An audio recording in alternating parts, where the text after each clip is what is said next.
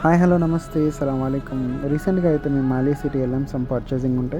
యాక్చువల్గా ఈ చిల్లర్ ప్లేస్కి నేను రాను. చిల్లర్ ప్లేస్ అనడానికి కారణం ఉంది, మీకు ఆ వీడియోలో విజువల్స్ చూస్తే మీకు అర్థమవుతాయి ఎంత చిల్లరగా మన వాళ్ళు బిహేవ్ చేస్తారనేది. ఒకప్పుడు ఇక్కడ ఈ బ్రిడ్జ్ ఉండేది కాదు, రోడ్ క్రాస్ చేసేవాళ్ళం. రోడ్ క్రాస్ చేసే టైంలో యాక్సిడెంట్స్ అని, ట్రాఫిక్ ఇబ్బంది అని జరుగుతూ ఉండే. కువైట్ గవర్నమెంట్ ఏం చేసిందంటే ఈ ఇబ్బందులన్నీ ఉండకూడదని ఒక బ్రిడ్జ్ అయితే నిర్మించింది. చాలా అందంగా అయితే బ్రిడ్జ్ అయితే కట్టారు.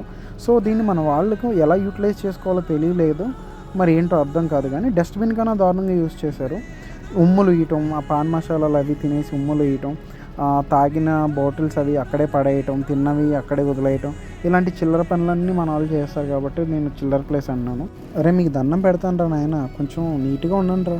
మీలాంటి వాళ్ళ వల్ల భారతదేశం పరుగు పోతుందిరా. చాలామంది అఫీషియల్స్ బతుకుతున్నారు ఇక్కడ, వాళ్ళు తలెత్తుకుని తిరగలేరు మీలాంటి చిల్లరగాల వల్ల.